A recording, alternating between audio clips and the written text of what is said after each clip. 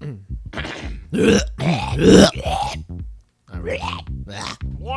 the screams out.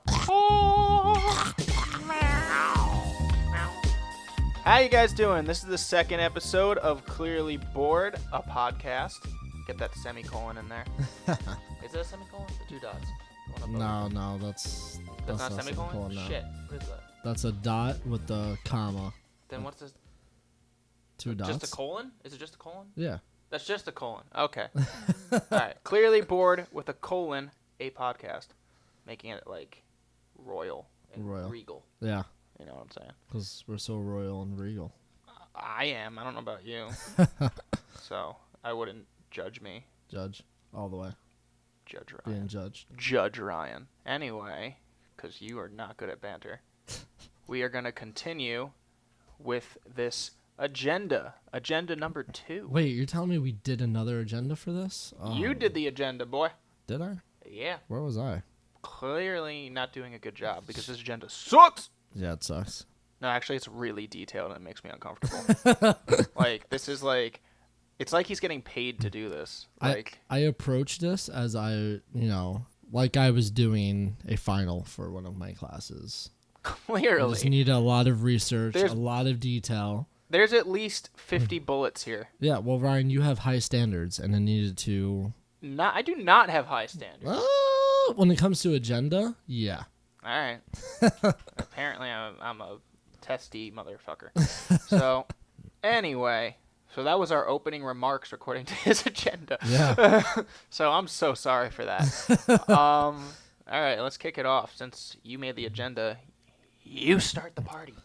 Yeah. So the first realm we'll move into is this a video game? Yeah. Like going to realms? It's a realm. Is this Morrowind?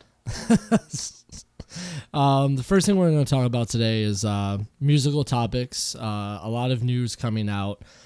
First and foremost, for any of you out there that are listening and enjoy heavy metal music, whatever it might be, Vinnie Paul, ex-drummer of Pantera and Hell Yeah, was found dead at the age of 54 on Friday in Las Vegas.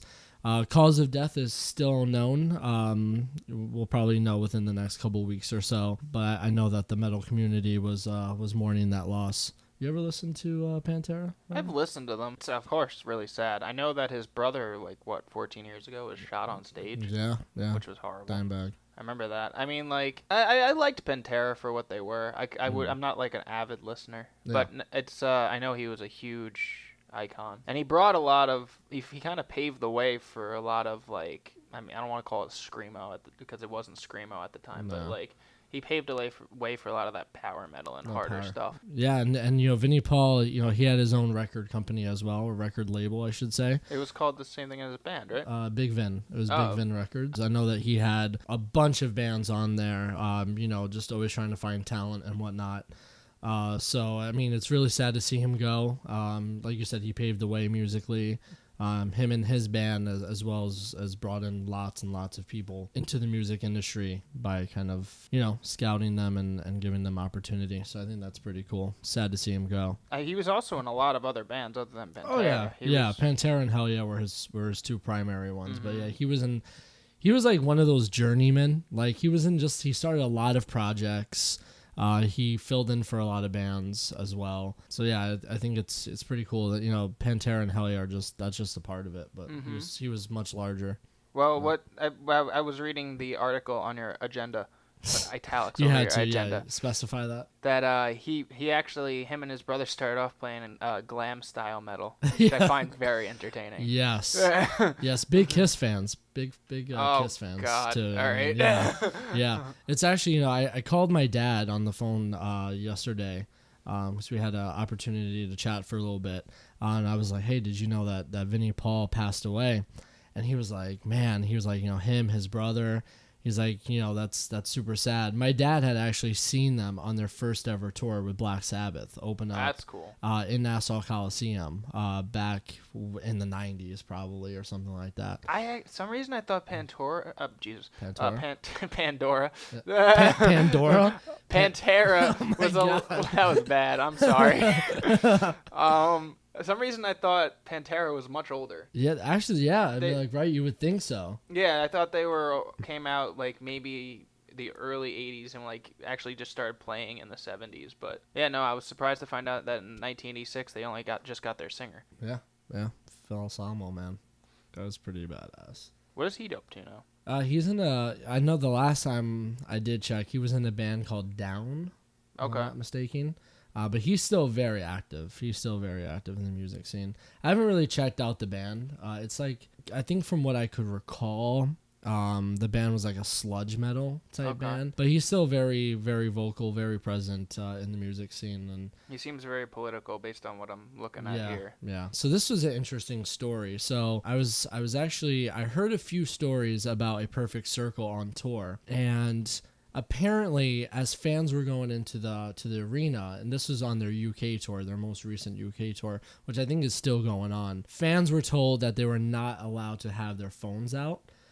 So it seems that A Perfect Circle is banning fans from having their phones out during their performance. Of course, from people that were there, eyewitness accounts, there were people that had their phones out. Not everybody was kicked out. I think it's when you have like 9,000, 10,000 fans there, I think it's very hard to catch everybody and to go through all that time to just throw somebody out of there. But I know that a few of their shows, like in Manchester and some of the other areas within the UK, fans did get thrown out, like 5 or 6 fans during the course of the concert. Do you think that this is too much? Is this overboard? Is there any way to stop this? I mean, I don't think there's a way to stop it. I mean, well, it's up to the venue. I can't imagine that the venue is like too happy to enforce it. Yeah. Because it's ticket sales. Ticket sales, the venue is obviously making money off that. Yeah. And if people stop going to shows because they can't use their phone, that's really not helping the venue any. Yeah. But, I mean, I also, like, I was reading the article that you put in your agenda. Fucker. And it was just, like, what they were saying was a lot of people were like, accepting of it, and from what the author was saying, that it actually bettered his experience. Yeah. Which I could see in a way. But also, I've never been to a show without having a phone. Like, I mean, I'm 26, and that I've never not had a phone at a concert. Because by the time I was the age to go to concerts, I had a cell phone. Yeah, same. But obviously, it's escalated a lot since we were kids. But I think it is a little overkill. But aside from the posting of, like, copyrighted content, which obviously there's issues there. Yeah. But I think, like, it is overkill. Because people want to document where they are. People want to do that. And yes, I know they bring up they could do it outside the venue and stuff like that. But I know, because we mentioned this last week with Jack White, that the venue had, like, lock boxes for your phone. Yeah. Six Flags does this now. Really? For certain rides. And it was actually kind of ridiculous. Because this is actually a funny story. So... what happened, so we wanted to go on El Toro. It's a wooden roller coaster, if you don't know it. It's one of the oldest, I think. Yeah, it's fast, too. It's fast, but it's not like, it doesn't flip you upside down. No, it's pretty, like, I mean, like, it has its, like, bumps and stuff like that, but not loops, but, you know, like, yeah. But what's funny is, that was the ride, I think, had the most security to make sure you don't have your phone on you. Okay. And... like, obviously, the reason why an amusement park wouldn't want you to have your phone is because if you let go of it, it becomes like a bullet. Yeah. Oh, yeah. So I get that. But at the same time, so we're online, and they're literally checking you for your phone. Wow. And I think that's a little crazy. It's changed since I've been there. Yeah, this was last summer. In a while. This was last summer. It was a little ridiculous because they were actually, like, checking you. Yeah. And my friend, he were online. And they ask you, what's in your pockets? And he goes up, and the guy asks him, what's in your pockets? And he's just like, my phone. Oh. And meanwhile, me and, like, my other friends are trying to shove him in our shoe. And, like, he's just like, got my phone. The guy's like, I'm going to have to ask you to get off the line. And he's like, why? And he points to the big sign that says, no cell phones. He's like, but no, this is fine. And oh, God. It was the dumbest argument ever. But I guess he didn't get on. but no, he didn't. We actually, none of us, I think, went on. But the point of that is, there's reasons like that where it's a safety issue. Yeah. I don't think anyone, like, I know at concerts, people have a history of throwing bottles and stuff like that. No one's throwing their cell phone. It's too much money. Yeah. So and there's no insurance for that one. If no. you lose it that way. Unless you're really clever and you can convince Apple or Verizon or whoever you have to give you a free phone because I wanted something to throw. Yeah. I think ultimately people should be able to contact whoever they need to contact for a concert event. Mm-hmm. Because if someone sees you pull out a phone at this thing and then all of a sudden is like, yeah, no, you have to either leave or put that away. It's like, well, I'm texting my sick brother. Yeah. Like, it's like that. I think there's got to be some sort of line that's drawn. Of course. Yeah. I'm done rambling. Well, to get back to the roller coaster thing, not to fucking scare anybody out there, but that whole electronics on roller coasters just brings me back to Final Destination 3. I don't know if does that happen in that movie? With a camera. With a camera. Oh, it does. Okay. The camera, like he drops the camera, and it gets wrapped around the track, and then it just derails it, or some crap like that. I thought you were saying it hit somebody. Oh no! Oh no! I was like, I don't remember. But that could have happened too. But no, it wraps itself around the track, and it throws off the car. I think it starts a chain of reactions, and it said no electronics on the thing, and guess what happened? What a jerk! So whenever I see that shit happening on the roller coaster, I'm like, put that shit away. Ruined it for everybody. Yeah, I'm like, I'm not gonna die today. But no, getting back to the cell phones at concerts, I think that concerts have always been a place that we can go knowing that we can have our phones. Yeah. Like you said, people want to go to concerts because they haven't seen this band in forever, right? Yeah. Or like you want to go out and you want to do something, but maybe you have kids, maybe you have a sick family member. Yeah. Concerts have always been a way where you can go, sit down, or like stay in the back, enjoy the music, the live performance. Like I know, like Jones Beach, for one, like you can sit down in the upper deck, relax, enjoy the music, and you can still be on your phone if you have to get in contact with somebody. I do think that it's nice not having to watch anything from like I've been to obviously we've been to Warped Tour, and you see cameras all over the place, like people with their phone, and you're like, you're trying to dodge the phones, like trying to, get a view of like, what's going on in the stage, and you gotta watch it through the other person's perspective through their phone. Right. I think that's nice, like if you're banning phones at concerts, but I mean, like it's not realistic and it's not obtainable in my opinion, and it's like you said, you have to know where to draw the line. And besides the copyrighted stuff, I don't really see cell phones as being an issue. I mean, I've never seen it that way. To like, I guess, be devil's advocate, like I know they say in the article that like a lot of the artists that are doing it have been around. They're not like I think Trent Reznor is mentioned, and he makes like a little comment about it, like about how like maybe if you don't have your phone, you'll meet some cool people who are like the same interests of you as you. Yeah. And it's like, okay, I get what you're saying, but and I get that you're used to a world where people were just there to watch the show and go home. Yeah. It's unfortunately, I guess in their case, not the same world. It's not, and that's why. I mean, Jack White, he's not that old, so I don't get his problem. But I understand it, but it's not the world we live in, and that's some ideal situation where everyone can just like focus on the music and enjoy it for what it is, and then go home and go back to your cell phones. Like, it's just we can't live in that world at this point. So I don't see how 2 hours of me watching a show but occasionally looking down at my phone is preventing the artist from performing to the best of their ability. Yeah. That said, maybe I could try it. Maybe next time I go to a concert, I will not look at my phone at all to any extent and see if I feel better about the show. Yeah. Never know. I think we go to experiment. Yeah. I'm going to be going to a few concerts myself, so maybe I'll try that out. Yeah. So the next article to move this along that we saw. And we have a lot of articles here, so sorry about that. So much on this agenda, folks. It's literally I really like kept it scholarly today. It's like I'm looking at a fancy restaurant's food menu. Minus the food. Yeah, it's just information. I'm hungry now. Thanks, Ferg. You hungry for information? Just read these hungry articles. for knowledge. The next one was Mike Shinoda is unsure of the future of Linkin Park. My question to this, and we can keep it short because there wasn't really much to the article. It was just kind of like just more of an in-depth look at where he's at, where Linkin Park's at. Should they continue? I think they should. I think Chester would want them to. Mm. I mean, I obviously I don't know these people. Yeah. But from what I've gathered, like just watching like Mike Shinoda talk about what happened, and like the band talking about it, from what I've gathered, that Chester would want them to keep going. Mm.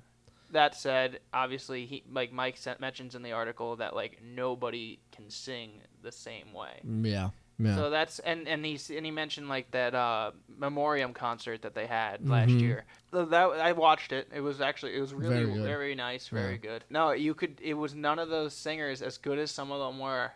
It wasn't the same. It wasn't the same. And it was a cool like thing just to see like all these different artists do their own take on like a Linkin Park song. But I think that's where that stops. That stops, yeah. Because like ultimately, I'm not going to be listening to M Shadows singing Numb or Bleed It Out. Yeah. I want to hear Chester. So, yeah. I mean, I get where Mike's coming from, and obviously Chester was one of his best friends. Yeah. So it's definitely tough for him to just even picture having a future with the band without one of his best friends in it. So, I mean, I would love to see them continue, but I don't know if it's the answer that they need. Yeah. Just to piggyback off that, I mean, I would love to see them continue. I mean, you know, I love Linkin Park. I mean, Linkin Park's always going to be a big part of my life. I mean, I've been listening to them since I was a kid. And that's the selfish answer. It's like, I don't want it to end. But I know, I mean, like Mike said, I mean, nobody can have that same delivery or presence that Chester had. I mean, there's great singers out there, right? Yeah. There's great talented people out there, but nobody could ever replace him. So I think having some guy like the memorials ceremony that they had for him, I mean, like it's just not the same. You know, those guys did their own takes, but that's, you know, like we want the actual stuff. You know what I mean? I think, you know, Mike is doing. I was gonna ask you a question. Mike is doing these like solo albums. Well, he has his solo stuff now. He released his album and whatnot. Do you see him continuing maybe with this sound and just using the Linkin Park name in the future? What do you mean? Like keeping it just mostly rap? Just keeping it mostly like that. I mean, kind of. I mean, like I can see the first one they do being mostly rap. Because I don't know anybody in that band that could take on singing duties. I mean, definitely not Mike Shinoda. No, right? I mean, I could definitely see Linkin Park coming out with an album that's mostly Mike. Yeah. But I honestly don't even think he wants to do that. I don't. Yeah, he doesn't. It just, you know, it's like it's still fresh. It's almost going to be a year since Chester has been gone. And I mean, I don't think that answer is going to be figured out that soon. You know, I think it's going to take time, like you said. But yeah, I mean, yeah, I think maybe they might, if they can decide to continue. I could see maybe them putting out like an EP or something, just to see where it goes, right? Yeah, just to see like the reaction. And if people act the way they did with the last album, I totally understand that people want to have like that nostalgic sound and bring back Hybrid Theory, bring back Meteora. Yeah. But at the same time, like if people were to complain about like a new release that's mostly just Mike. Yeah. Like I can't fathom what is going through their heads that feels it's necessary to hate on that. Yeah. But on the other hand, it wouldn't be the same. It would be almost like another band. Yeah. So. Yeah. And there's a lot of bands that have done it. Their singers have passed tragically, and they've bounced back. Alice in Chains. Suicide Silence was one of them. But I mean, they really. I stopped listening to them after, but I know. I know that they've bounced back now. You know, they're going strong. They're headlining stuff. Journey. Yeah. Yeah, I mean, it's been done. It's been done. Sublime. Wow. Yeah. But Boston too. Boston. Yeah. Yeah, no, it's not a new concept to basically continue on after, unfortunately, someone passes away. Yeah. But it's embracing that, and if they feel that it's right, if they feel that like it's what the person who passed wanted, then I think it's all right. I hope that if they do it, it's because they want to do it, not because like their label or some crap. Yeah. So we're gonna move into some Warped Tour news because I found a few cool articles about it. Warped Tour, I found one from the San Diego Union Tribune. That is a Tribune. name. That is a name. Right? Just typing that into the browser, I was like, fuck. I was like, I'm tired. God, My fingers are I'm going to take a nap. So according to early reports and early shows of Warped Tour on the Warped Tour circuit right now, Warped Tour is doing very well. Not only in attendance, but with pre-ticket sales, with sales in general.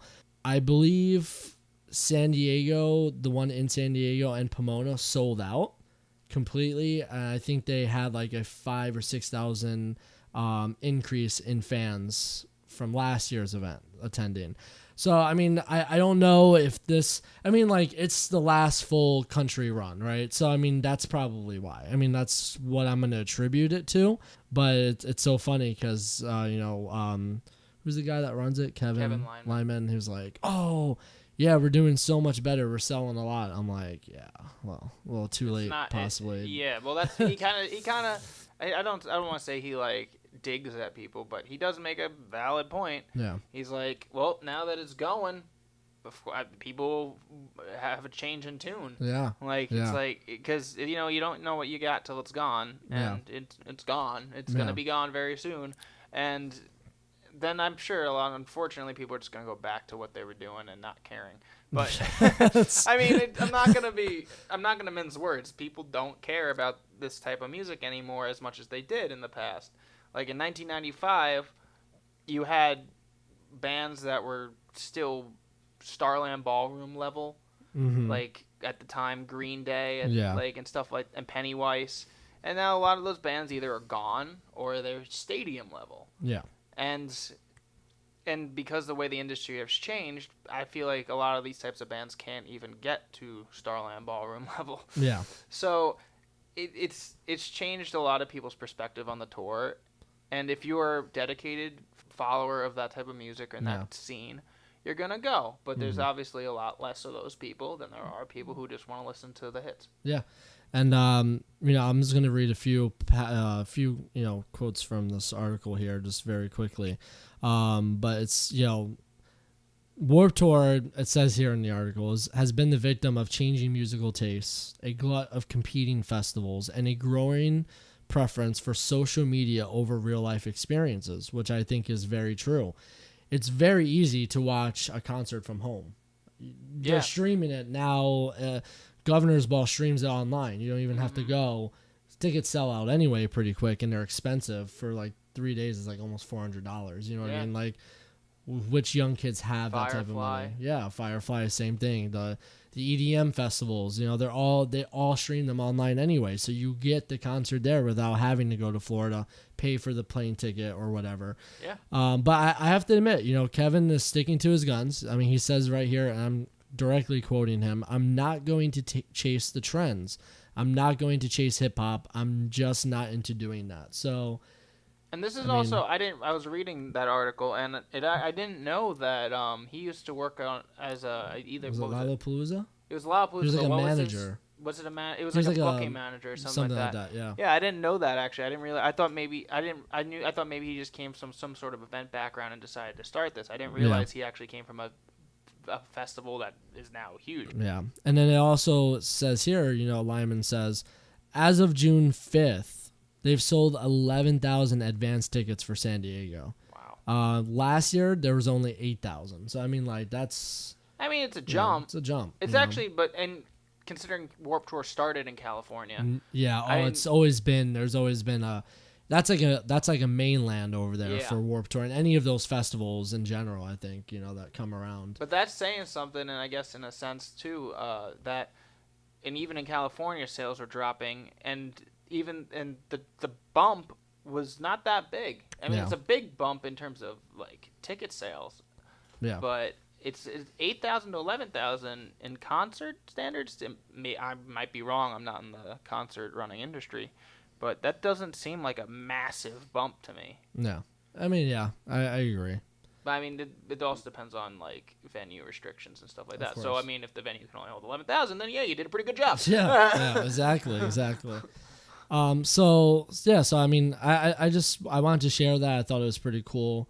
It is what it is. But the interesting one I found was actually posted by the New York Times. And the New York Times covered Warped Tour. I love it. I was actually surprised too, though, because I actually, so what I did here is I went on Google and just typed in Warped Tour news, literally just because I'm like, you know what? We talked about Warped Tour last podcast, right? We talked a little bit about it, about who we wanted to see if we did end up going. Are we going to end up going? Whatever. We shared our experiences and our thoughts on it.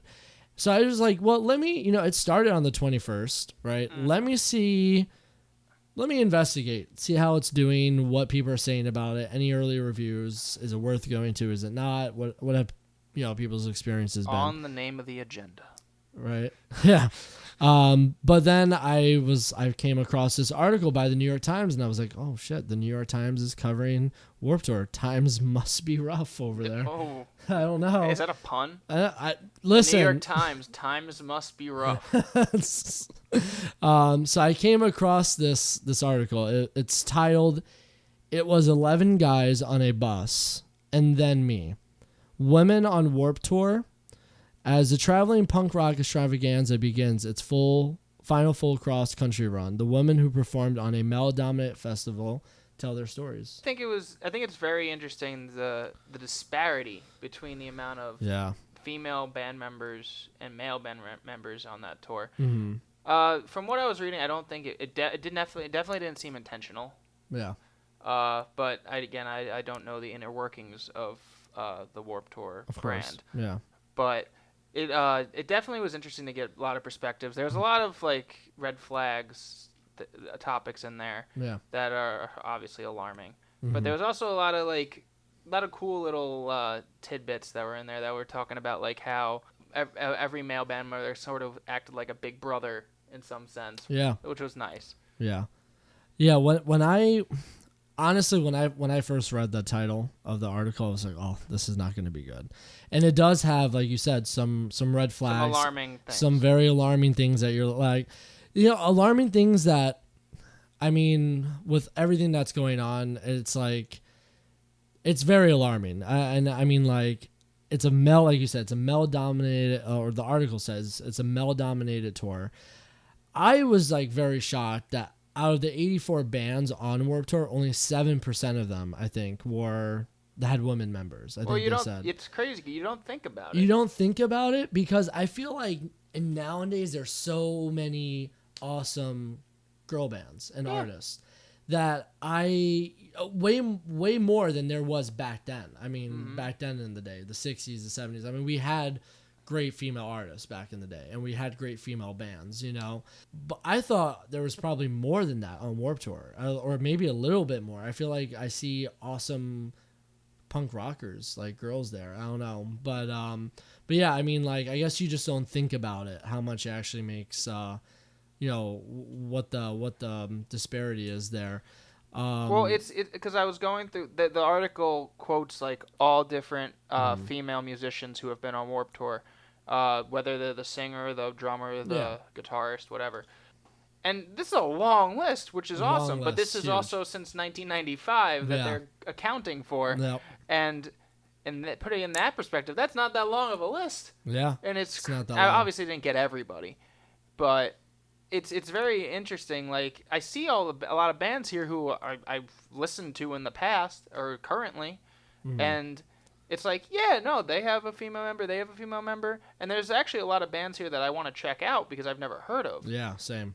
I did not know any of these bands, or like. That can't be true. Well, I mean, majority of them. I mean, and there's a lot on this list that I did not recognize. Really? So yeah. I mean, I felt like I knew a lot of them, like on this, like Flogging Molly, Madonna's, Dance Hall Crashers, but no, L7, I didn't realize that they headlined back in the day, 06. And like you said, there's some very interesting stories that these women tell. Some of the lighter ones, like the Big Brother ones, or forming an alliance together because there's so few women on the tour. You know what I mean? So they have to bond together. One of them that I like, Joan Jett. Obviously, everyone knows who Joan Jett is, whether you listen to her or not. You know who Joan Jett is. Yep. And some of her stories are actually pretty entertaining. That the tour was so big at the time that she had to have her own BMX bike to go to the different stages. I thought that was kind of cool. Like, she would just ride around to the different stages on a BMX bike. Yeah. But then there was another one about how she was. Oh, obviously, a lot of the young female bands would look up to Joan Jett. Mm-hmm. I mean, I think anyone who plays punk rock should look up to Joan Jett. I think so too. But if you're a fan of NoFX, and they have a very checkered history when it comes to running their mouth, especially late when they made that really messed up comment in Las Vegas on their tour, and they got kicked off their own tour.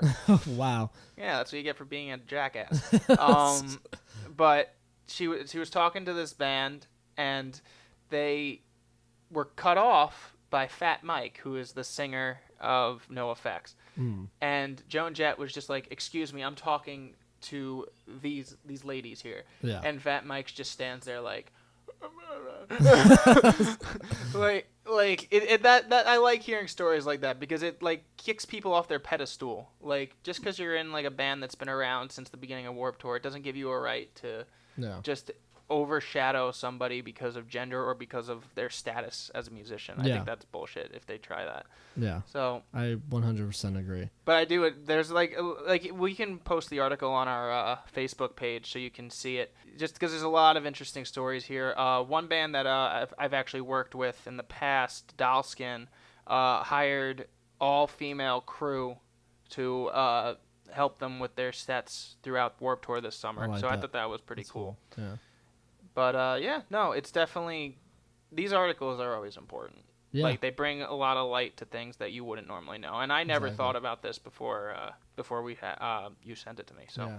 I'm very happy I stumbled upon it because it just like you said, it brings so many things to the forefront. You know, and it's very relevant for today. I highly suggest, if you guys are out there listening, to definitely check this out. Post about it on the comment section. Let us know what you think. But yeah, definitely. I think this is an article everybody should read. Yes. Right? If you like music and you go to these festivals, like.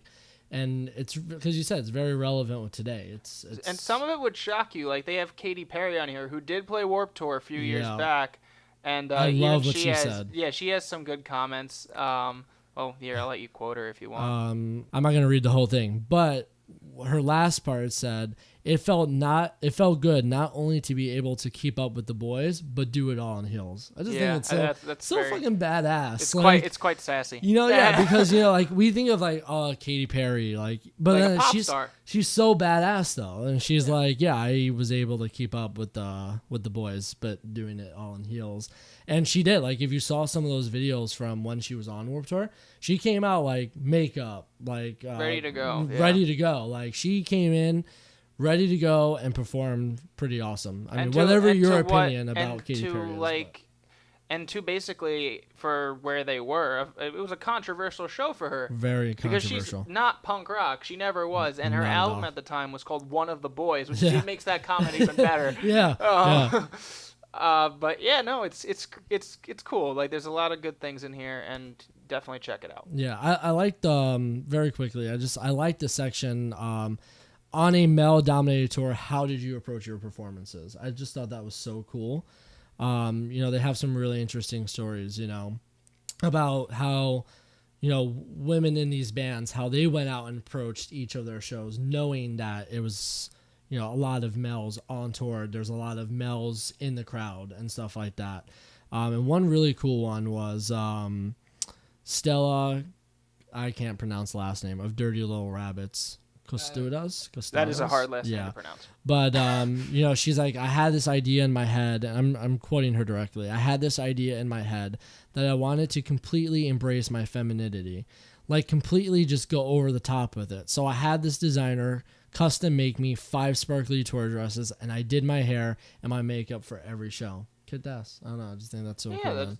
There was another one, too, where I forget which one said it. Like we said, there's a lot of quotes here in stories.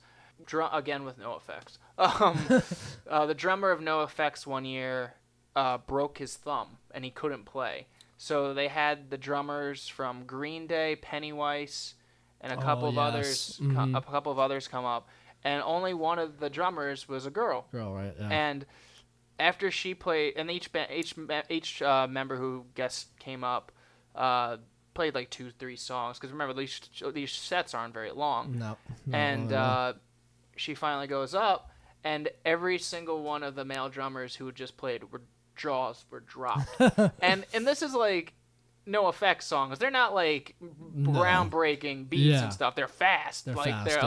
But the fact that she blew them all away, and Tré Cool is not a pushover. He's an amazing drummer. He's an amazing drummer, dude. Like, and so if you drop Tré Cool's jaw, like you've done it. You've done it. Like it's cool. Like, and it should never have been like a question why someone, depending on your gender, should be able to keep up with someone else.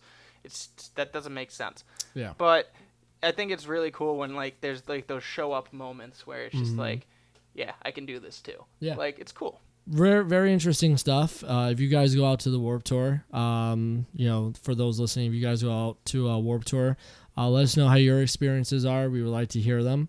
So one thing that I wanted to touch upon before we move on to other entertainment news is just some upcoming releases that are coming out. I don't know about you, Ryan, but I'm pretty excited for the Chelsea Grin album. I know you don't love them. I've seen them a few times because you've dragged me, kicking and screaming, to more kicking and screaming. I don't know. I've seen them a bunch of times. They're great performers. I'm not gonna ever knock them for that. Yeah. It's an acquired taste. It is. No, and it definitely is. It's I'm excited for this one because I felt like that last album that came out, it was called Self-Inflicted. Just, it was so bad. Really? I think there was like one song that I really enjoyed off of it. And they had a song that was called Clickbait. It was just so bad. It was just... That sounds bad. It was basically them trying to be Attila, in my opinion. Oh, God. That's how bad the lyrics was. Yeah, I know. Not again. I know. I thought they were a Attila cover band. During that whole duration of the song. So he was like rap screaming? I don't even know what the fuck it was. It was just very badly written lyrics. It was just poor writing. But on this new album, they have a new screamer because Alex, the original singer, is actually in rehab at the moment. I know that he started a new band already, and dude, in my opinion, man, it's better? like rap. No, it's bad. bad. Okay. It's like rap scream. It's not that good. Broken Side. Broken Side is probably better. It's just yeah. Blood on the Dance Floor. Oh my gosh. I seriously despise Best those musicians things. in the world. Blood on the Dance Floor. Yeah, and have you ever watched any of their videos? No, I've seen them in person. Oh, That's you actually worse. saw them? I wanted to see the band after them. You actually stayed? All right, I saw 2 songs, but that was more than 2 enough. songs, yeah, right. He probably is like, he saw 2 songs and then went up front. I'm bummed. Knocking over all the teen girls that were there to see them. Hell yeah. I wanted to be up close and personal for that Blood on the Dance Ryan, Floor. did you throw your bra up there at them? I did, Yeah? yes. I knew it. So listen, Chelsea Grin, a harder sound. I mean, this is like the darkest stuff that they've ever written since like the first couple of EPs that they released. LPs, I should say. I'm sorry. So no, I think I'm very excited for it. It comes out July 13th. Mm-hmm. I've heard, I think 1 or 2 of the singles off of the album. So what defines a much harder sound, considering what they already were? Yeah, I don't know. Well, you know what? They started kind of, maybe it's harder sound is not exactly the word. His agenda misled me. But darker in tone. I mean, Okay. they've always written darker music in a sense, like lyrically. The last couple of years, especially with the last album that they released, it kind of was a departure from that. Okay. And I think the music on this one that I've heard, I forgot the band that their screamer is coming from. It's apparently a very hard band. He has a lot of range.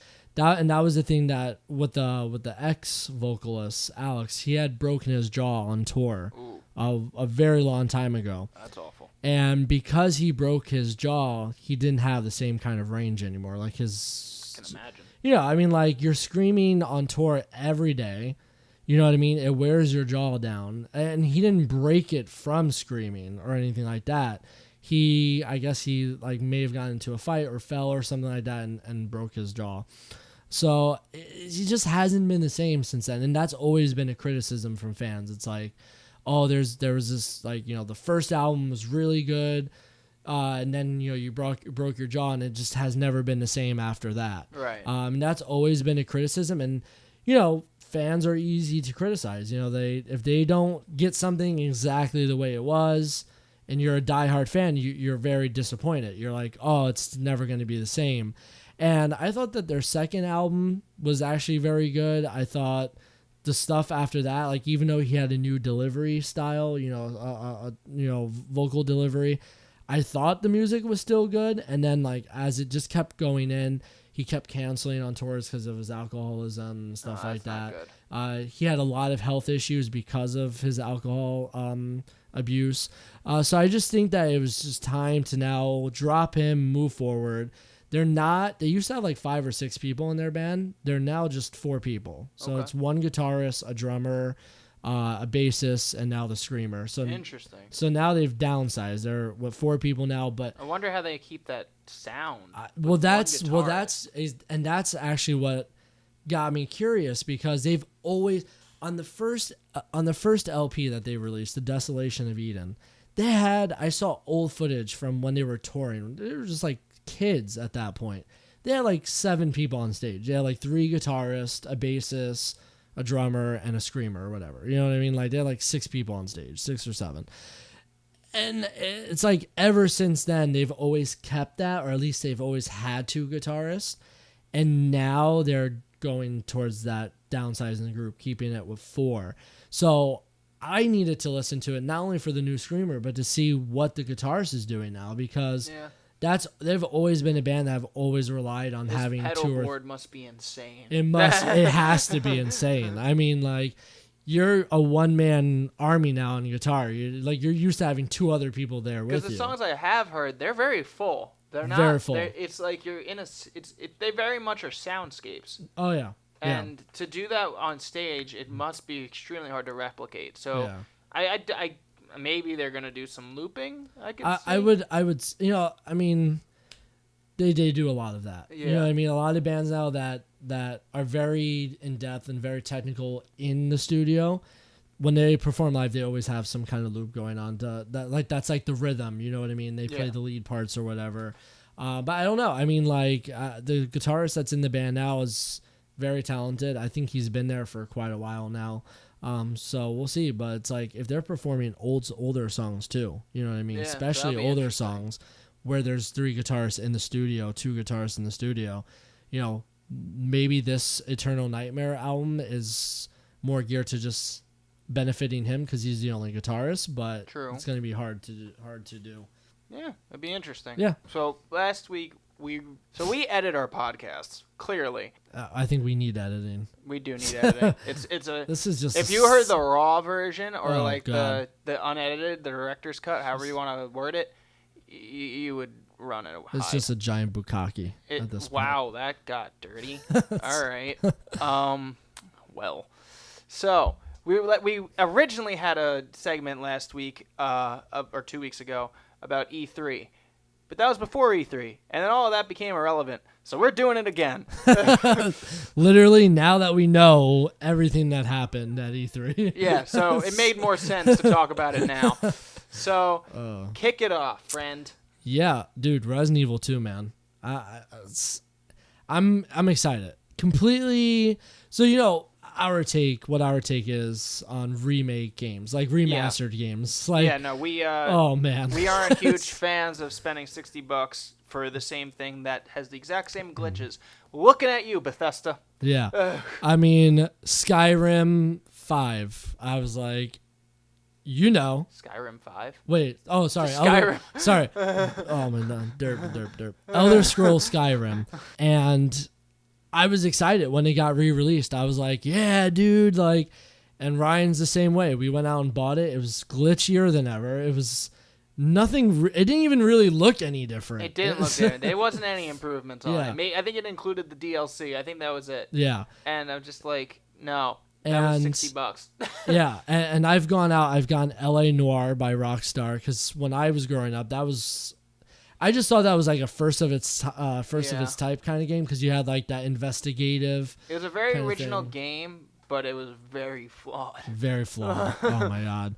And yeah, I replayed it for the first time, I think like a month ago, because I had it and I hadn't even loaded it into the Xbox, and then I loaded it in and it was so bad. I mean, like, granted, it did look a little bit better than what it did on Xbox 360 when it came out. It looked slightly a little bit more detailed, but glitches like crazy. I had to restart the game quite a few times. It was just like they can't handle these remaster games. Like the systems just can't handle them. Or I don't think it's that they I can't don't even know what the handle deal is. I think it's that they don't. It's a quick buck for a lot of these companies. Yeah. It's like throwing out a greatest hits album for a video game. Yeah. And I think that obviously they're working on new projects, so I think they rush these out the door. Yeah. Because they're in like a slow period or having like a dip in their quarterly numbers. Yeah. So, and I'm not saying that's everybody. I don't know how. Again, I don't know the ins and outs of the video game industry, but it definitely feels that way. Mm-hmm. Like especially with the Elder Scrolls one, it felt like a quick buck. Yeah. Because I feel like they're making Elder Scrolls mobile now. Yeah. Like no, but when the person who came up with Elder Scrolls, I do not think they were thinking, let's make mobile games. Yeah. Like, yeah. Obviously the times are different, but yeah. When I first heard about Resident Evil 2, I was like, okay, it's probably going to be a remaster. When they had mentioned that they were working on a Resident Evil 2 re-release. And I actually don't mind that, particularly because all of the remastered editions of Resident Evil have been pretty good. Mm-hmm. Capcom is doing all right. I mean, granted, they don't look a million times better like apparently they're supposed to, right? Like, right. Oh my god, we updated to 1080, blah, blah, blah. Like, oh, yeah, just don't 4K enhanced. Yeah. So, and then you get it and you don't see a difference. But I don't have a problem with any of the Resident Evil re-releases. I have all of them. Right. I mean, besides the ones that are simply not out yet. However, Resident Evil 2 is not going to be a remaster. It's a complete remake with a brand new Capcom team.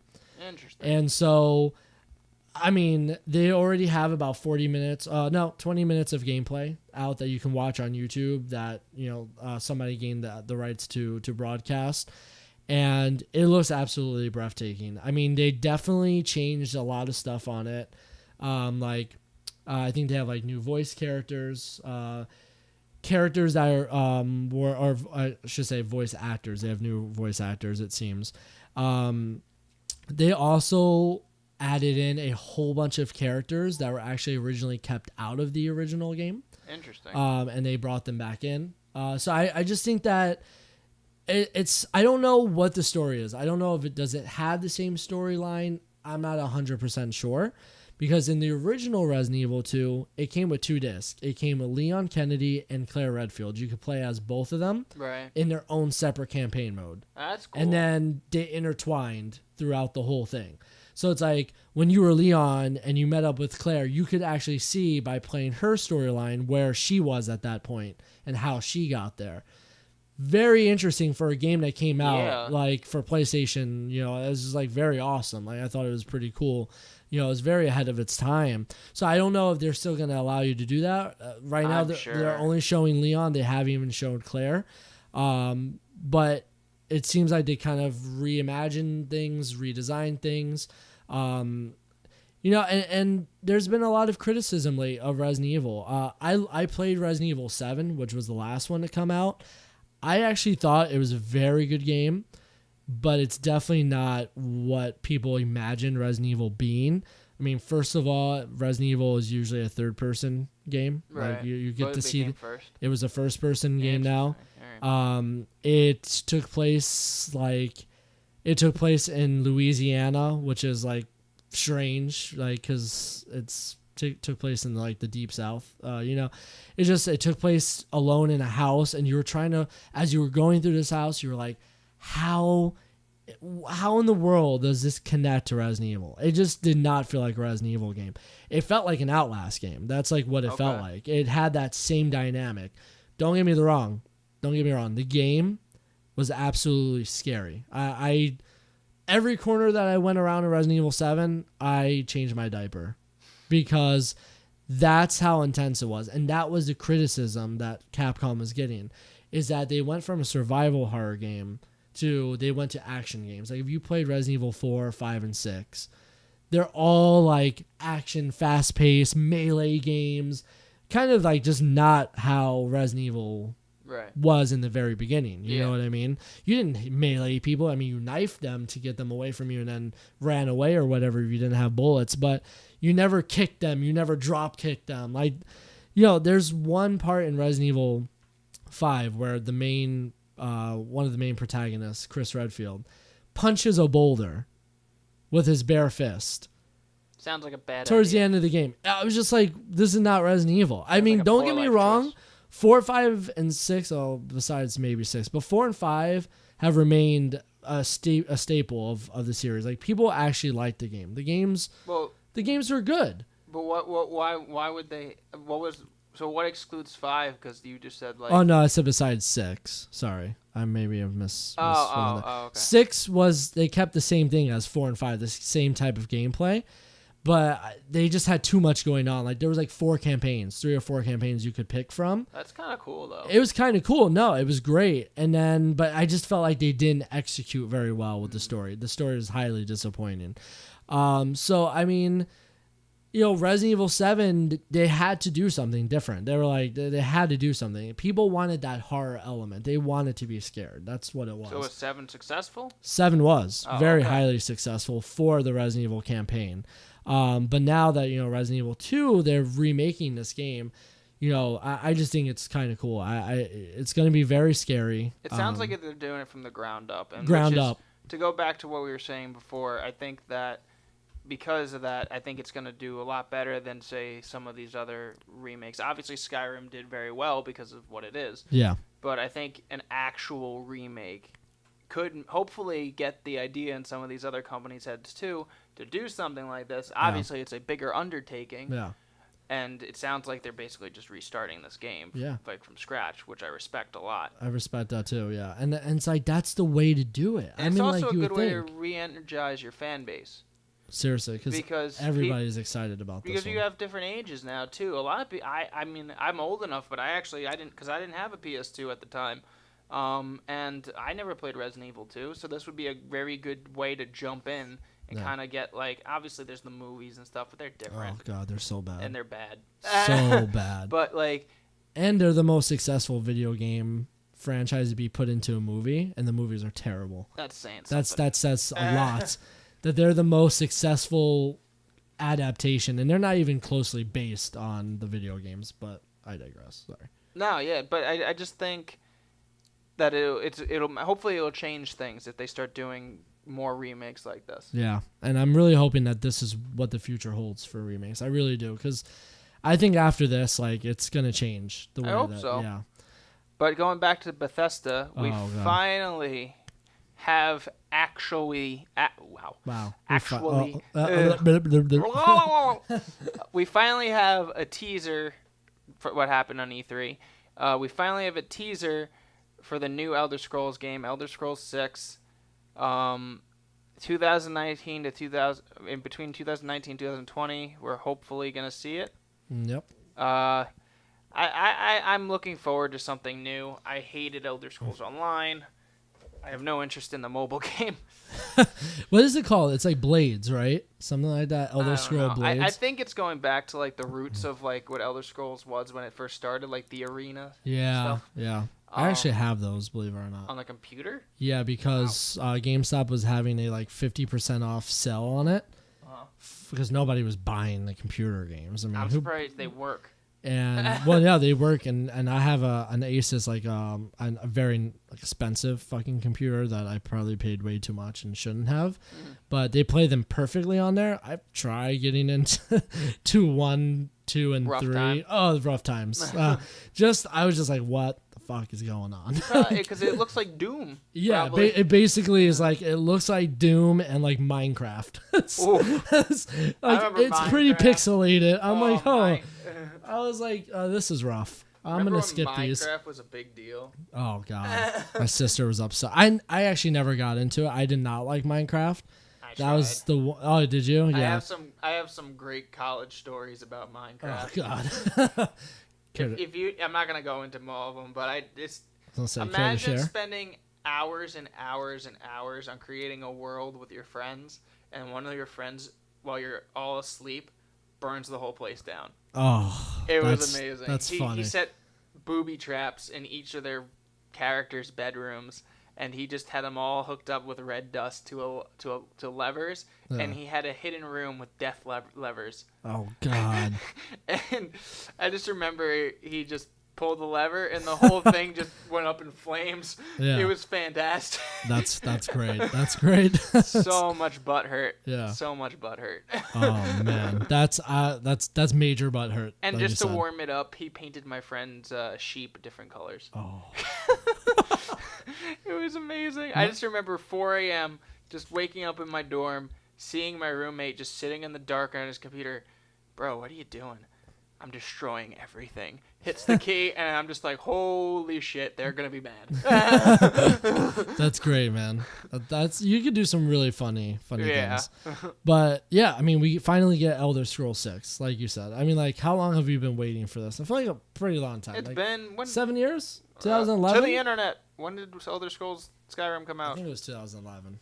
Was it? Wow, 2011. Well, I mean, there's enough in that game to hold you over for like 3 years or so, but it came out.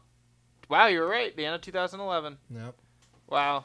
Yeah. That's crazy. And you know what? The teaser trailer doesn't tell us much, but it lets us know it's finally coming and they're working on it. Yeah. They said 2019, 2020 because they're working on Fallout 76. Which I think is a waste of money. And they're also. I have something to say about that though, but I agree with you. And then they're working on another one called Starship or something like that. Interesting. I don't even know what that one's about, but it sounded pretty interesting. And then Skyrim was the next one to come out. Yeah, I want to look at that. That they didn't have anything on Starship. I didn't see anything, yeah. If it's like Elder Scrolls, I'm interested. Yeah, because I love open world space games. Yeah. But Bethesda's got a strange like sub genre thing going on, because I feel like a lot of their games, some of them go way off what you would expect.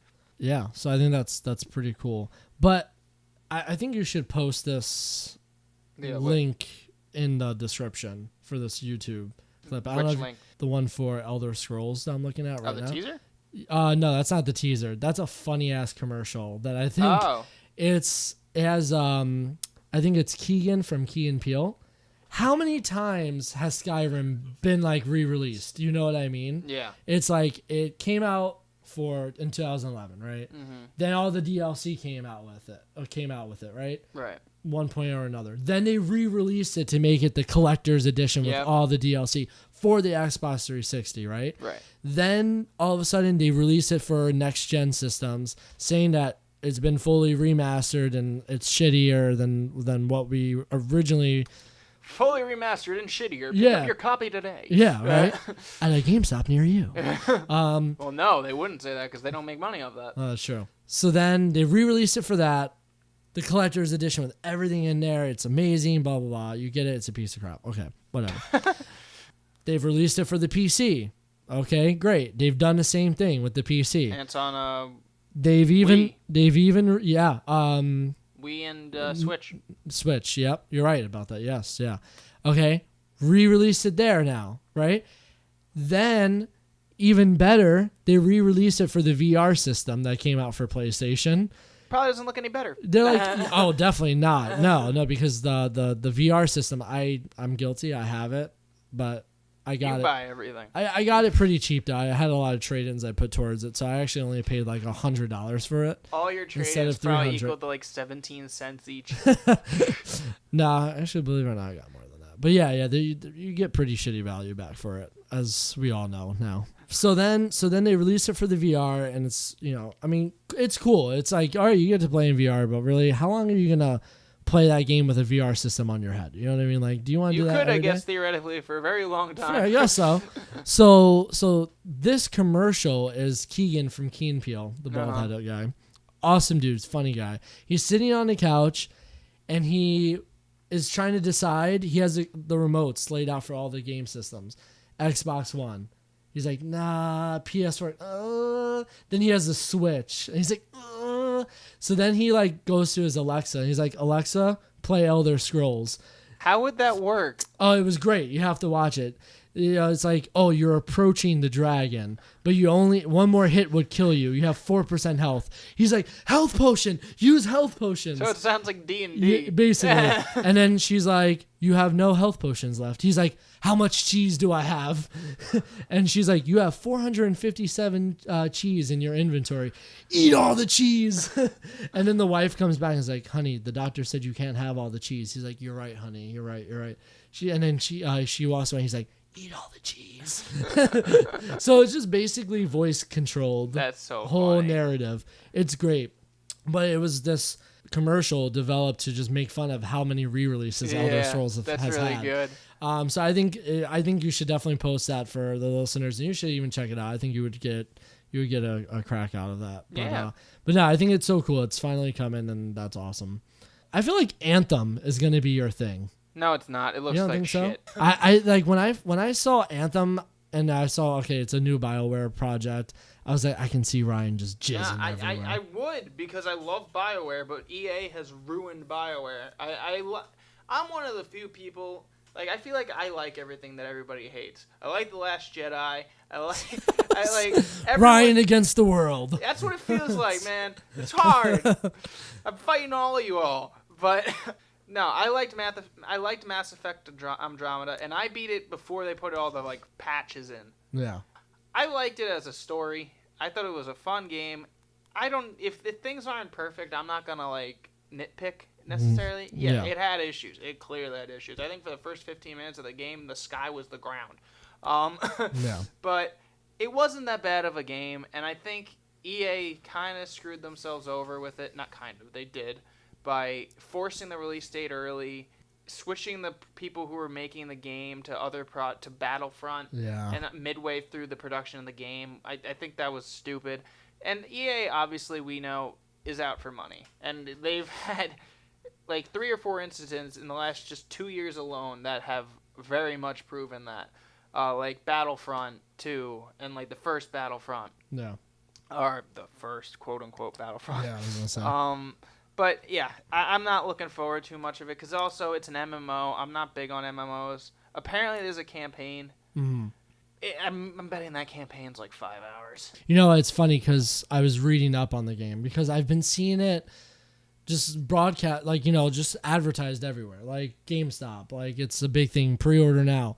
And I was like, this campaign can't be that long. It's like you said, it's like a 4 or 5 hour campaign, maybe 6. I don't know, but it's not long. It's like you beat it in one sitting probably. Because they're not marketing it to that audience. They're marketing it to the MMO audience. Yeah. Which I obviously is huge, and I get that that's where the money is at this point. Kind of annoying. It is annoying because I love single player games. I don't play video games to play with other people.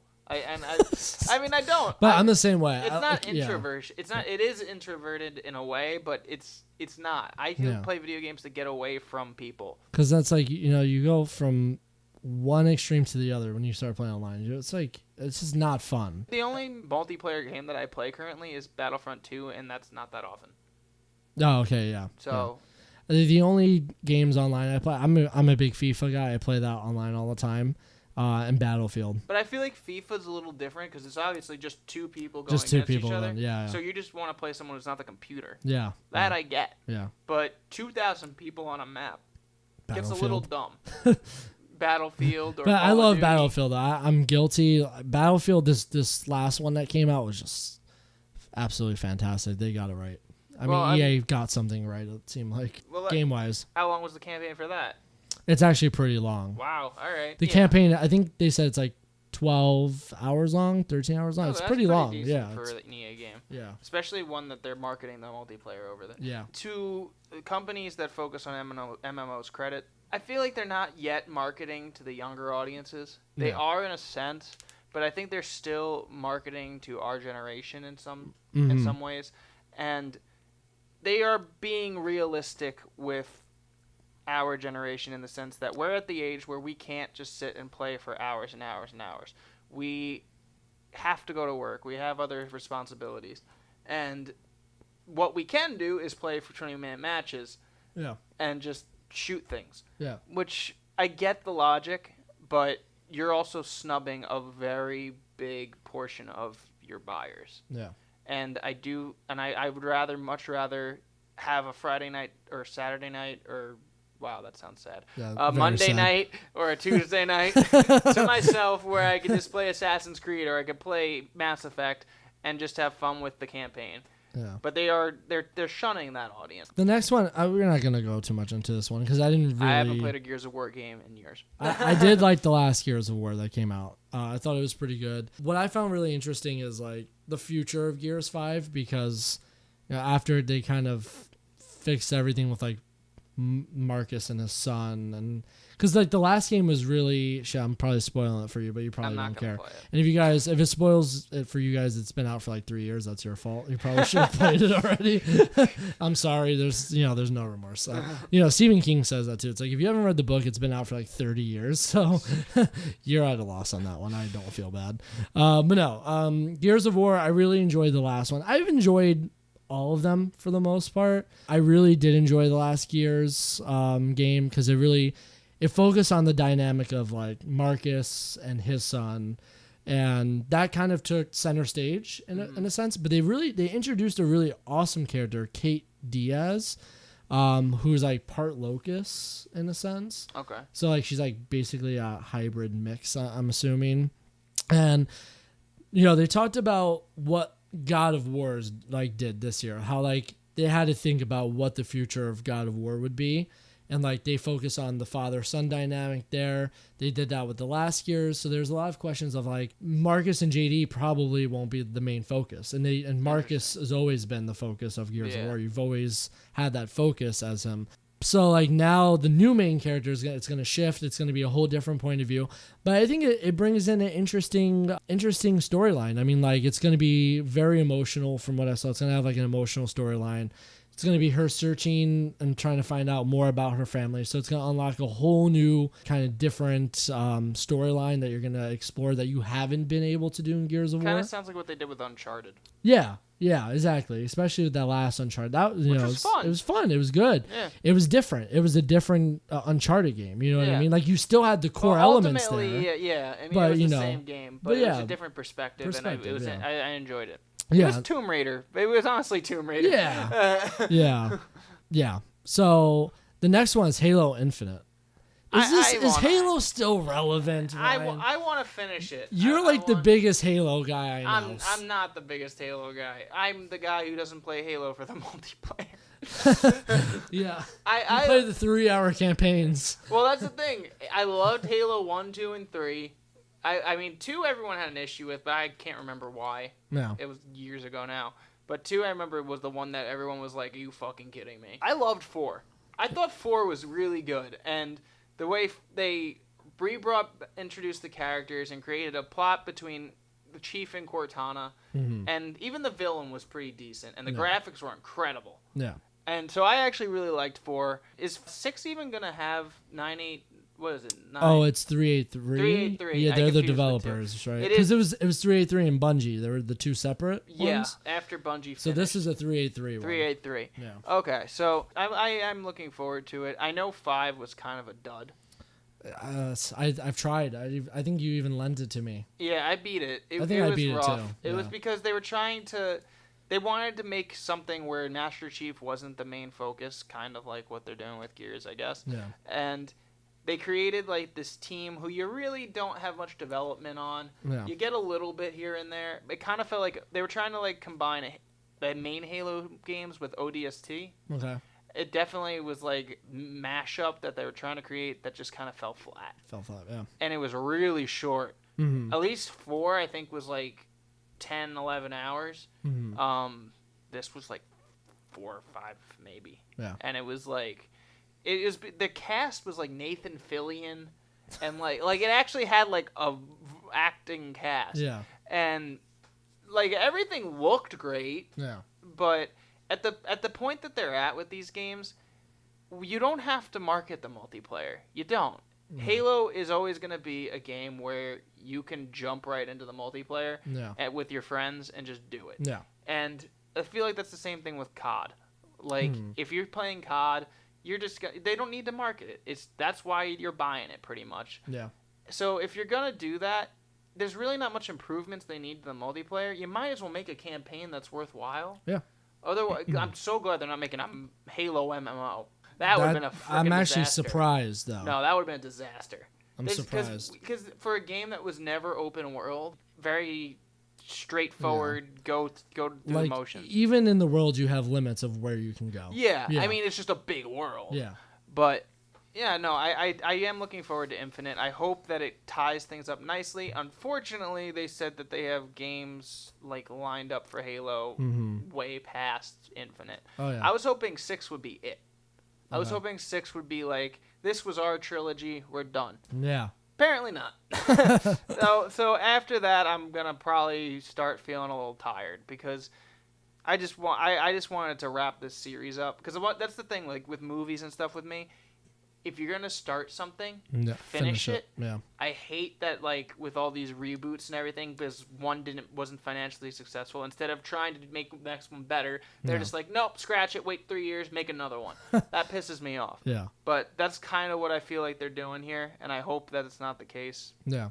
But that's like another reboot that we have right below it is Tomb Raider. Yeah. But those seem pretty successful. Yeah. You know, I have to be completely honest. I enjoy these new Tomb Raiders. I like the first one. I didn't play the second one. Okay, the first one is great. I mean, don't get me wrong. I mean, growing up, I had PlayStation, 1, 2, whatever. I had just about every one of those systems because my dad growing up was Mr. Moneybags. No, my dad growing up, you know, he loves video games too. To this day, I mean, he still plays video games. So my dad, you know, growing up as a kid, I mean, like they had Sega, they had I don't know, whatever, like Saturn and all that. You know, he had all those systems growing up. So I grew up around video games naturally, like not only music but video games as well. Right. And so we had the original Tomb Raider games. I always hated them. I always thought that they were so bad. I never enjoyed the original Tomb Raider games at all. So I remember when they started rebooting this series, I was like, I hated the original ones. Why would I even want to buy the new ones? And they actually ended up being pretty good. I mean, the first one was good. Then you had Rise of the Tomb Raider, I think, which was the second one. Sounds great. And now you have the Shadow of the Tomb Raider.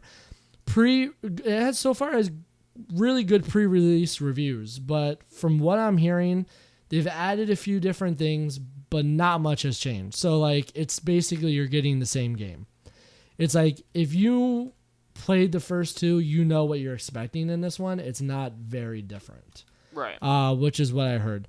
But what I found really interesting is the game budget. It had between $75 and $100 million in game budget. Right. For a game budget, that's a lot. That's like basically a Hollywood movie budget. I'm looking that up now. I'm very curious what the budget for the movie was that came out this year.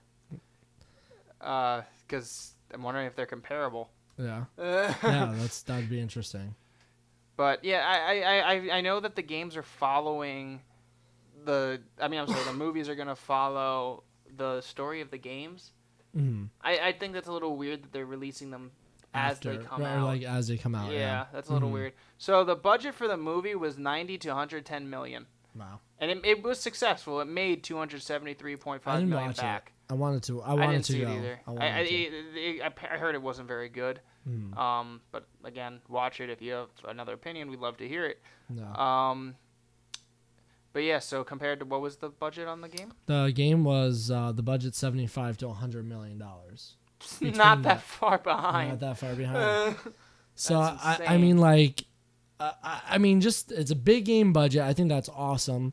They do a lot with it. I mean, the games have been very good. You know what I mean? So like, they make it well worth the time. Like, you know, very well worth your time, and they're interesting. I mean, like they're very quick games. Like they're not long. They're decently long, but I remember finishing a couple of them within like 2 or 3 days. Like they're not really that that long in my opinion, but good enough where you can buy it and play it for a week or two and then beat it. And then I don't know if it has a lot of replay value. I never found them to have. I didn't play the first one again. I liked it, but I didn't play it again. This is interesting. I'm trying to figure out who he is to the movie. But okay, so apparently they took Adrian Asca. I can't say it. It's a very hard name to say, but told IGN that he desires to oversee a film universe with Just Cause, Hitman, Tomb Raider, Deus Ex, and Thief. Wow. But does not have the rights to Tomb Raider. Interesting. That's interesting. I don't know who Adrian Asca is, but because he's not connected to the movie, that's why I'm a little confused. That's interesting. But maybe it's just some IGN rep. I don't know. No. But yeah, I mean, I sincerely hope this does not happen. It just is like a clusterfuck of just different things. Well, all these games belong to different companies. Yeah. So I don't see how that would work. But I saw that. Sorry, I had to bring that up because that was weird. Yeah, that's strange. But so if the movie itself, since it was a financial success, I could see another one happening. Yeah. But if they're can continue with these games, like Yeah. it obviously the money's coming from different places. Yeah. But I think honestly they should just complete the game series and then worry about the movies later and make a quality movie Yeah. that isn't the same exact thing. Yeah. Like I got like the Tomb Raider games were done when the old ones came out, right? Or pretty much. Say that one more time? When the Angelina Jolie Tomb Raider movies came out, weren't the games basically done? I think so. Like, I mean, I'm really not saying think those so. were great movies, but... Oh. No, but I do think that the movies were practically done. Games were practically done at that point. They hadn't released one in a while, from what I can recall. Yeah, maybe they're just trying a new approach with it, but... I actually had high hopes for it. It looked alright. The new one? The Tomb Raider. The movie. Right. I was like, because, we have all these wonderful games out there, and then they release movies of them, and automatically they're going to be a disaster. Yeah. You know what I mean? I mean, like, I hate to give them an unfair rep because I don't try to look at things like that. But I did see this one. I'm like, this one actually looks pretty good because it looked like it had some really good action. I heard some pre-release reviews on, like, they praised the girl who played Lara Croft. They said she was all right. Okay. So I mean, I don't know that's true. I haven't watched the movie. I meant to go see it in the movie theater and then just missed it. Mm-hmm. So I think I'm actually gonna try to do that this week. Because I just want a very good game series that's very good adaptation. Well, Steven Spielberg's making the Halo movie. It's gonna be like a show on Showtime, I believe. Oh, really? Halo? Yeah. Finally. They've been talking about it for that. a while. They've been dick teasing that for a very long time. Yeah. But again, I don't know how that's gonna be. Yeah. I mean, Stephen King is like the king of sci-fi, so I hope that it turns out well. Steven Spielberg. What'd I say? King. Jesus. Steven Spielberg is the king of sci-fi, so I hope that's how it works. But yeah. Okay. Well, moving on to TV and movies. Well, mainly. Yeah, we're just gonna run through these. I feel like. Yeah. Because Jurassic World looks like shit. Jurassic World. Listen. When Jurassic World, when the first one of this new trilogy came out, well, I forgot the name of. It was Jurassic World. Right. Oh, it was just Jurassic World. It was just Jurassic World. Okay. I didn't mind it. I thought it was actually pretty good. It was because you hadn't seen a Jurassic Park movie in like 10 years. And now we're going to get this one and another one, and then you're going to be burnt out from it because it's all the same crap. It's like... How many times, at least with like those other franchises like Marvel, and it is the same crap in ways, but they can do different things with it. How many ways are you going to put dinosaurs on an island? Because that's the plot. It doesn't change. Yeah. I'm guilty. I'm going to end up seeing it regardless. Yeah, I want to see it. But, yeah, I mean, like you said, that's the plot. I saw a really funny meme on Facebook recently. It was like, how can we make Jurassic Park or Jurassic World different or something like that? And it was a combination between Jurassic World and Fast and Furious. So like Vin Diesel and The Rock, just like fast cars and big dinosaurs. That's where it's heading. Like that. I'm like, yeah, that's actually very true. I could see that happening. Well, just from second trailer, the first trailer made it look abysmal. Oh yeah. We said that too together when we first saw it. But the second trailer, it looked exactly the same as Jurassic Park 2. Yeah. The Lost World. No. It looked exactly the same. It starts on the island, ends in the city. Yeah. It's like the same thing. Yeah. So I kind of I'll see it. Rotten Tomatoes gave it a 50. Yeah. And then the audience score I think was bad too, but yeah. I'm not like gonna be running to see it. I'll see it in a few weeks. Yeah.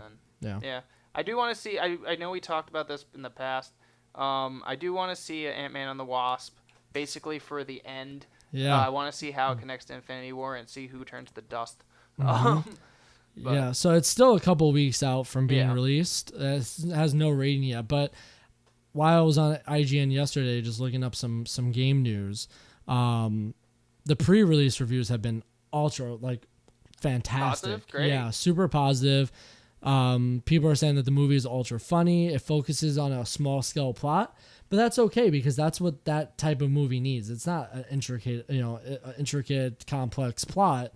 It's a smaller scale Marvel movie that I think is going to do very well. I hear that Ant-Man's daughter, the young girl that plays her, steals the show. That's She's what's great. interesting to me, because I wouldn't expect her to be the focus, but that can almost confirms my theory that she disappears at the end. Yeah, and they said, and people that stayed for the extra credit scene, which you should if you're going to see a Marvel movie. Yeah. So the extra credit scene is supposed to be really good, but it kind of confirms with the daughter. I feel like because it's like. Really good, daughter's awesome, blah blah. Stick around for the extra credit scene. It's mind blowing. I'm like, oh damn, it's probably we're probably right. I feel like the extra credit scene is gonna be her dissolving if it's not the very end of the movie. Yeah.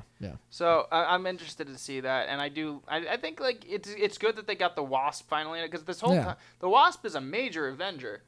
And she hasn't at all been hinted at really until the last Ant-Man movie, and it'll be interesting how they use her, because she's very different than what she's like in the comics. No.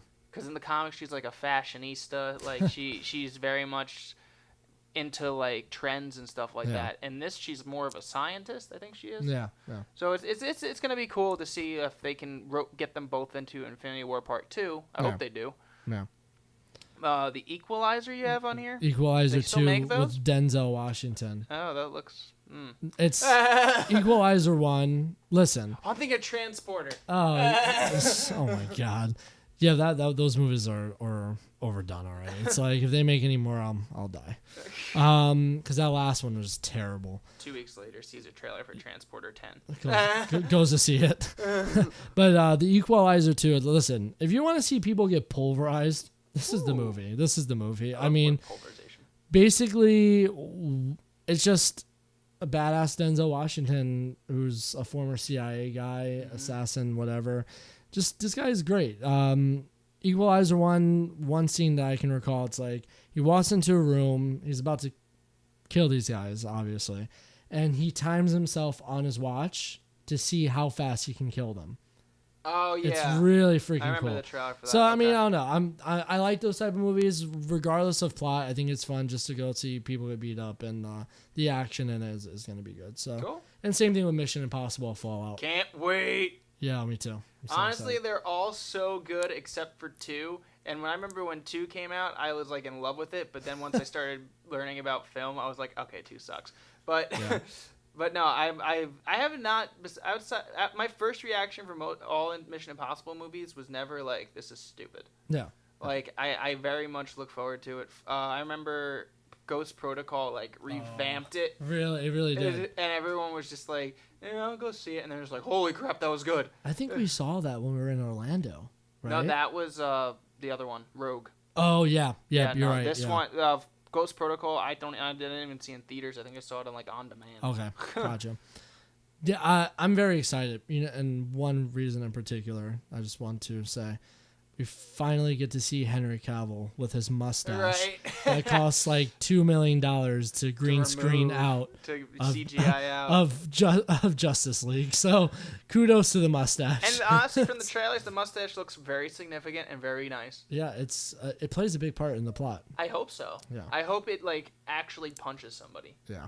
Yeah. Like all that money that they use for Justice League, they gotta like make fun of it somehow by like giving it little fists, like just like punch someone in the face. That's great. Yeah. So that comes out July. But 27th. I was reading about that. Sorry, I was reading about like some of the production of Mission Impossible Fallout, and Tom Cruise actually took helicopter lessons so he could film like one of the big scenes of the movie. Wow. Because they were gonna use a stunt double, and he's like, no, Yeah. I'm 6 in. I'm not gonna do a stunt though. And Tom Cruise is a little crazy. We all know Tom Cruise is a little crazy. He's very intense. He's a little weird. He's got his quirks, but yeah, no, he got helicopter pilot lessons just to film this scene, and I think he paid for them himself. Yeah. Because he just wanted to make this movie like the best Mission Impossible. Yeah. So I definitely want to see it. I don't know if it's going to be the last one. He's getting old. He's pushing mid to late 50s. Yeah. And I mean, he looks like he's 30. Yeah, he looks crazy. Good. Always stays in shape too. So. No, he has to. Yeah. Anyway, so the next one, I know nothing about this movie. Yeah, I mean, I don't know much about it. Not much has been really released. Got a 95%. Yeah, I mean, Black Klansman comes out August 10, 2018. I believe it is about a true story down in the South. 2 police officers, one of them being white, who's played by Adam Driver, and then the other being a young African-American who just joined the police force, actually infiltrates the KKK and dresses up as a Klansman and tries to bring them down. I think it's pretty cool. It's a very interesting story. Is it like a modern day? No, this is like back in the day. I think this is like back in the 70s. I'm curious how he's gonna pull that off. Oh yeah, I'm curious too. That's why I need to see it. I mean, like, I'm kind of like, because you know what it reminds me of? It reminds me of that Dave Chappelle skit. That's so fucked up. It's fucked up. Exactly.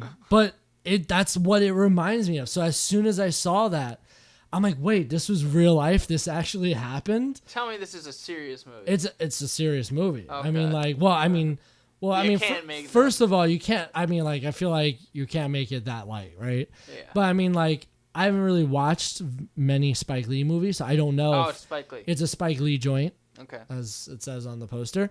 But like, I've never watched many of his movies, so I don't know if it's supposed to have a comedy feel behind it. And also, Jordan Peele is on it too, who is on the directing production team. And he's definitely turning his career in a different direction. Yeah, and and like, as Get Out was amazing. I love Get Out. You know what I mean? And it does have a sense of dark humor in a very uncomfortable way. It did. So I think that this is going to be the same kind of thing, but it's also going to be very serious because this is something that definitely happened. And the Deep South is scary, man. Back in the day, it was not a great place to be if you were somebody of color. So I just think that it's going to be very interesting. Just the concept behind it. It got rated at 95%. It's had plenty of early screenings. So, that's far out too, August 10th. Yeah. So I'm very interested in that one. A lot of respect there. So. And then our final topic, I believe. Yep. Final topic is just TV shows. I don't watch Westworld, so this is all you get. Dude, listen, I feel like you're missing out, man. I am watching so many damn shows. I know. In time. I really feel like I'll Breaking Bad this. I'll see it like after it's done. Yeah. I feel like Westworld season 2 finale is coming up today, June 24th. It kind of came and went, I feel like. I've been absolutely addicted to the show. How many episodes is it? 10 episodes. Yeah, and they just come and go, man. I feel like if you like Detroit Become Human, it's very similar. That's a game for people who aren't gamers. Sorry, yeah. So it's a PS4 exclusive game. Highly recommend it if you have PS4. It's a great game. Ryan and I beat the game out. Loved it. Yeah, great game. it's literally Westworld. It just takes place out on the streets in Detroit, whereas Westworld takes place on a remote island that they're using for experiments and whatnot. Highly suggested. The writing is very intricate, very complex, but very good. The shots, I mean, you from a film perspective, I think would appreciate the movie. The shots are just amazing. You know, the filming is great. I just think that overall it's one of the better shows on right now. I mean, I know a lot of people, and listen, I love Game of Thrones. A lot of people make a big deal. It's like the best show ever made. Everybody has their own opinion. You know what I mean? I definitely love Game of Thrones. I definitely think it's great. It's one of my favorite shows on television, regardless of my criticism of how the show is. We don't have that kind of time. Yeah. But I highly suggest Westworld if you're looking for something good. We'll do a separate episode of just John talking about the comparison of the books to the show. I Game literally of can go 10 hours. It's a filibuster. It's going to be more of a documentary. Yeah. Docu-series, yeah. Another Luke Cage came out June 22nd. I'm a huge fan of Luke Cage. I think it's pretty cool. Yeah, I have not caught up with the Netflix Marvel universe, but I do like the bad guy that they have in there, Bushmaster. Bushmaster? Yeah. I think so. Yeah. I'm not that far into it yet, so. John was telling me that that Bushmaster was the bad guy, and I was like, at least they didn't use his son, who removes his legs in the comics and replaces them with a snake tail and joins Hydra. Talk about taking things a little too literally.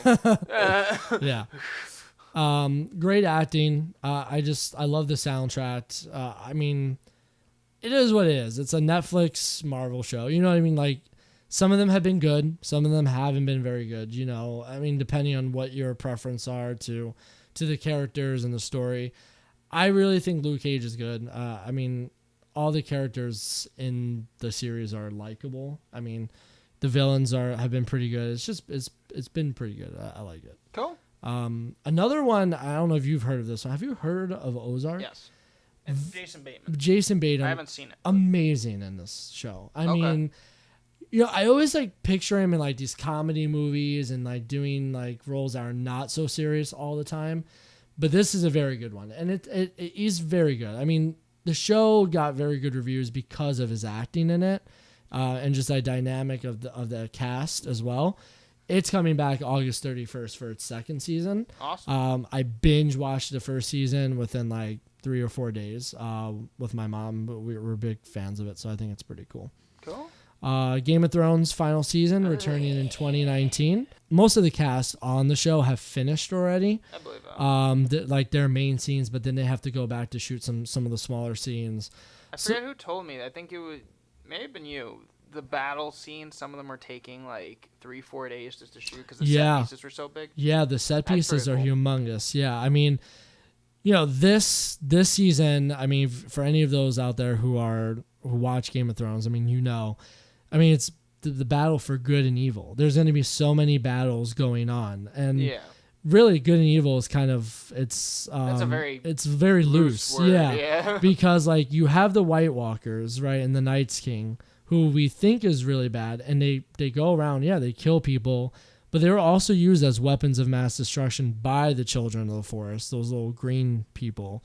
Yeah. So I don't know how far you are in. I'm caught up. Okay. But so I mean, they were turned into these zombies, these like creatures by the Children of the Forest to fight the First Men, because the First Men, the men who had inhabit Westeros and had encroached in on the Children of the Forest, kind of like symbolizing like what happened with like Native Americans, right? Like the First Men came, they migrated over, and they kept going further north where these people were, and they kept killing them, and they kept going through war.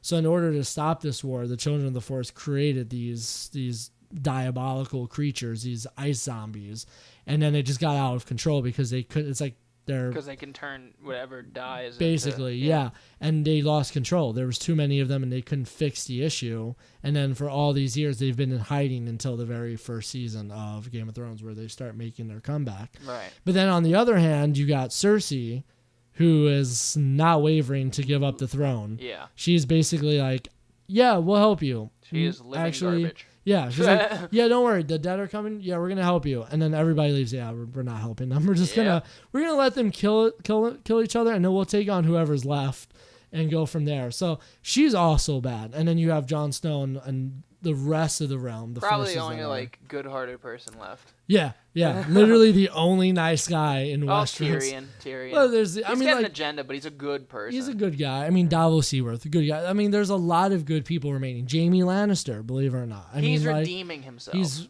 on this path of redemption. You know? So, I mean, like, I think there's just going to be massive, large-scale battles. I mean, like, the article I read was like, some of them were like 5 or 6 days because there were just so many people in that one set piece. I just hope that it ends on a better note than the last season ended.